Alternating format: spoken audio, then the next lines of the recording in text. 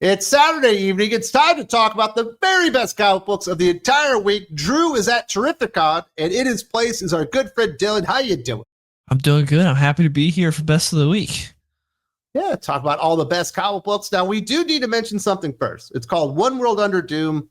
I think we got issue number 6 this week. Ryan North.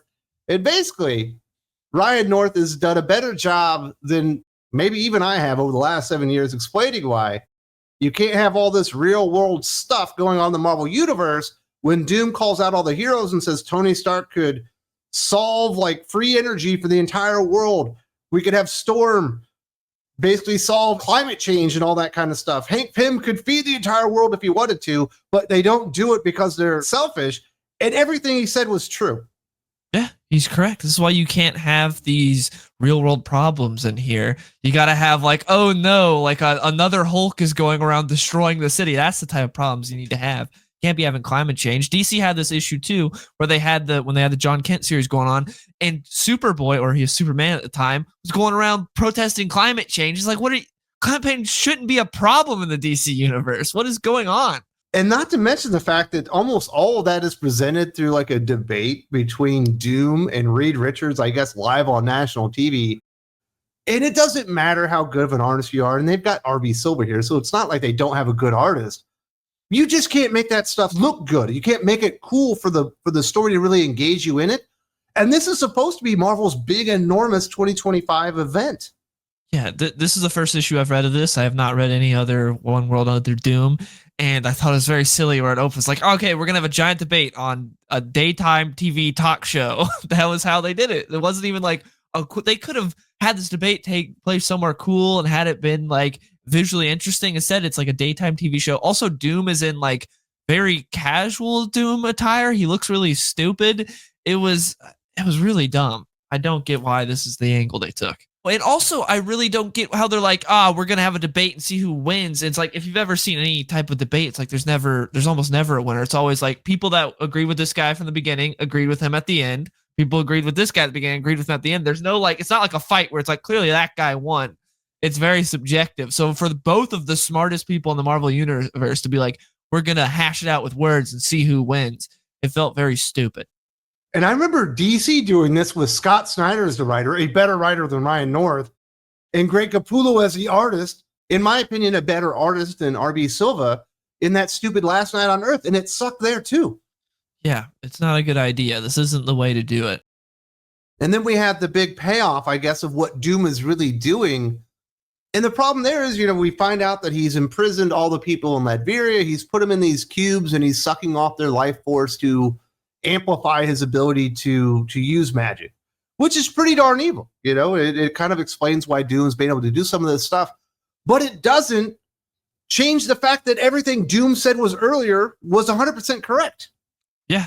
And Reed doesn't really address any of those points he makes. And that's also the best part of the issue. You get a nice like splash page there where he's talking about everything that the heroes could do. But yeah, Reed doesn't even address it at all. He's just like, well, Doom, you're doing this evil thing. It's like, why aren't you addressing all the terrible things that happen to normal everyday people that you could be fixing? It's weird. So we ended up getting a payoff, but it's 6 issues in, far too late to really get people invested in the One World Under Doom story after you let Doom expose everybody as complete frauds in the Marvel Universe. And I'd love to say I'm shocked, but I guess I'm not shocked because Marvel just absolutely sucks at storytelling right now. Let's get into some of the better stuff because we do have some amazing comic books to recommend this week. Starting out with our indie book, G.I. Joe, A Real American Hero, number 319, Larry Hama writing, Paul Peltier on art. We've been kind of setting this up where we had some Joes infiltrate Springfield. We've got Storm, Shadow, and Dawn underneath the city. We've also got another team of Joes that have infiltrated Dr. Mindbender's casino or whatever. And finally, everything hits the fan in this issue, and they all get exposed at the exact same time. They're all having to exfil and try to get out, as Cobra and all the mutant soldiers are trying to kind of take them out. And I just thought it was absolutely so much fun the way that it was done, and Larry Hama set this thing up perfectly. You also have Cobra Commander escaping Scotland with a Scottish guy that has no brakes. It was a very fun issue because he had been setting this up for a good bit where you're just constantly going between these different groups. And now everything just shit hits the fan all at once. It was very fun. And the art is great. Yeah, I love that book, and that is my personal pick of the week. I think that was the best book that came out. It was really good. It was really good. Unfortunately, there weren't a lot of indie books that actually released this week. It was a very Marvel-heavy week, and it was really up to them to kind of save it. And to a degree, maybe they probably did that, because we will have some Marvel books to recommend, starting with Amazing Spider-Man, number 9, Joe Kelly writing, Michael Dowling on art. The first time I've seen Michael Dowling on a Spider-Man book. Unfortunately, he doesn't have a lot of Spider-Man to do. Yeah. It's mostly Peter Parker kind of moping after he lost to Hellgate in the very last issue. And it feels like a Spider-Man No More kind of issue where he's given up. He's refocused his efforts. I like the fact that they highlighted that he's doing far better at his job now that he's not working on Spider-Man stuff. But his personal relationships aren't really working. His girlfriend Shay has been alienated. He's not really even talking to Aunt May at this point. And I guess the moment that kind of saves the book for me, and probably the only reason I'm recommending it, even though I feel like I'm probably hoodwinked myself, is Mary Jane finally tries to go and confront him in a hallway. She starts saying all this stuff, and then she reveals that she's actually Venom. And he says, I thought you were coming back to try and get together, but you two deserve each other. And then he slams the door in their face. And it's probably the coolest thing that Peter Parker has done in 10 years, finally standing up for himself. It was nice to see Peter have some self-respect for once. That was the best moment of the book. The rest of the comic, I didn't really care for. It felt kind of like a checklist of, we got to go check in on every character. Like, what's Aunt May up to? What's Norman Osborn up to? What's MJ doing? And not a whole lot of Spider-Man. I did like the end, though, and seeing that we're potentially going to get a bit more of a violent Spider-Man, being like, I'm not in a great place right now, but I need to bring some pain to some people. I like that. I think that could be an interesting, different angle for Spider-Man. But yeah, I didn't really care for this comic. It wasn't terrible or anything. I just didn't think it was very good either. But the MJ moment was good. That's the best part of the book. I think the MJ moment's the only reason I'm recommending it, but I thought it was fantastic. So I probably duped myself on that one. We're also going to recommend Daredevil Cold Day in Hell number 3, the end of the Charles Soule, Steve McNiven miniseries here. But this thing is absolutely brutal, specifically the stuff going on with Frank Castle, where he's been nailed up to a wall. He's got no arms and legs, almost as like a trophy of Bullseye in this weird dystopian future where Daredevil had lost his powers, regained them because of this green gas that had gone out. And it's all because of this girl. She's the central focus of it. Captain America was trying to save her when he didn't make it. And now Daredevil has to have a one-on-one confrontation with Bullseye, I guess, in front of everybody. But it is very, very brutal. And it almost feels like Charles Soule got his groove back on this one. I think this miniseries was fantastic. I agree. This was my pick of the week. This comic was great. He stuck the landing. All 3 issues were great. It was paced really well. I really like seeing Matt get back into it. He never lost his faith, because I thought that's the thing with Daredevil that I like to do sometimes is be like, he's like, oh no, God has forsaken me and all those other things. And like, I was a fool. But no, in the end, he doesn't do that. And man, Bullseye is just an SOB throughout. And Frank is relentless in this. Seeing him get his get back was great, because he's been nailed to a wall this entire time, had all his limbs chopped off in target practice. So seeing him actually put in some work was great. And this is also, Steve McNiven does a great job. It makes me think, like, what if modern day Frank Miller could draw? That's what this kind of looks like. It's got that sort of modern day Frank Miller art style, but actually good. So it's really cool. I love this book. Absolutely a diamond in the rough over at Marvel Comics. I'm also going to recommend something One World Under Doom related. Red Hulk number 7, Ben Percy writing, Jethro Morales on art. There's some really cool concepts in here. I think with a different artist, it probably even comes out better, to where they're experimenting on Thunderbolt Ross as the Red Hulk, adding gamma rays to him and making his head Hulk out while the rest of his body is normal, or like his arm Hulk out, which I thought was pretty darn cool. And then there's another side adventure with Deathlock and Machine Man, who are trying to get back and kind of spring Thunderbolt Ross from this prison that he's found himself in again. And I thought their little side adventure was pretty good levity to the story. I thought it was pretty enjoyable. I think with a better artist, it would have been even better, but it's still a pretty fun series.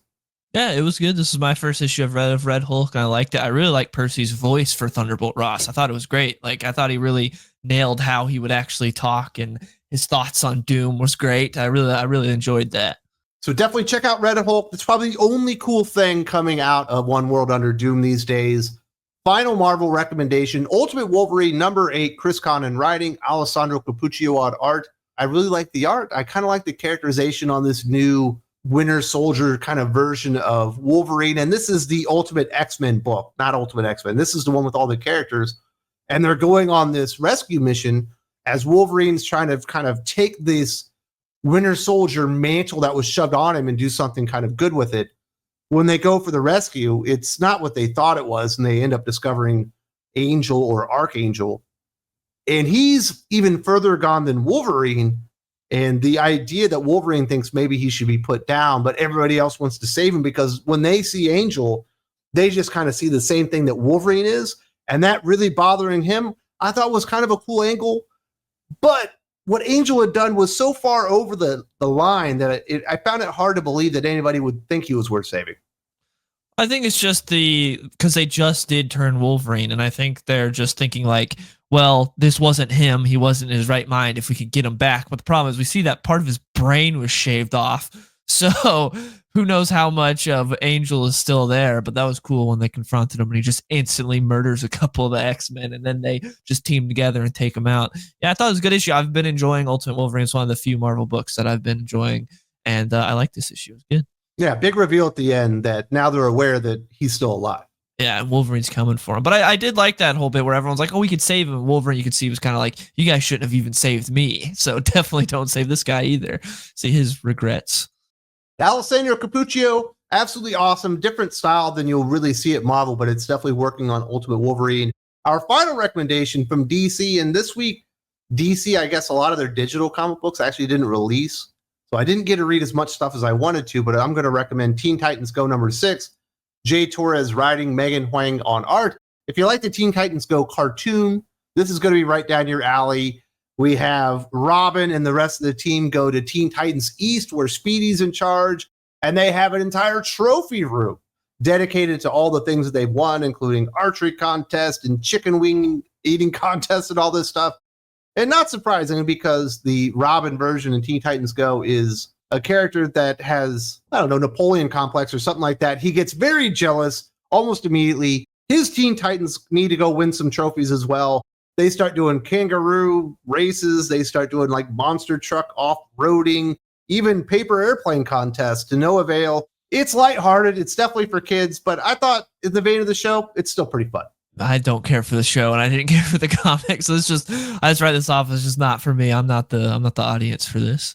But you're the big DC guy. You're supposed to be the audience for everything DC. Not for Teen Titans Go. I like the original Teen Titans show, and then Teen Titans Go came and was just a big screw you to everyone like the original, and then they baited us with that movie. It's like, if people go see the movie, we'll bring the show back, and then they didn't. So yeah, I'm not the biggest. It's personal. Yeah, I don't care for Teen Titans Go. I read this issue, and it was whatever. I just didn't care for it. That is our list of the best comic books of the week. And Dylan, you're also still recommending people go watch. Was Weapons. Not Weapons is what came out this week. Not K-pop Demon Hunters? No, not K-pop Demon Hunters. I've not seen that. Go see Weapons. It's really good. So you get an extra movie recommendation as well. If you appreciate this but would like a longer form of it, we do the Hot or Not podcast, not only on Think Critical Patreon, but certainly here on the channel memberships as well with our good friend Jim, where we talk about all the new comic books that are released from Marvel, DC, and indie books this week. Definitely go check us out.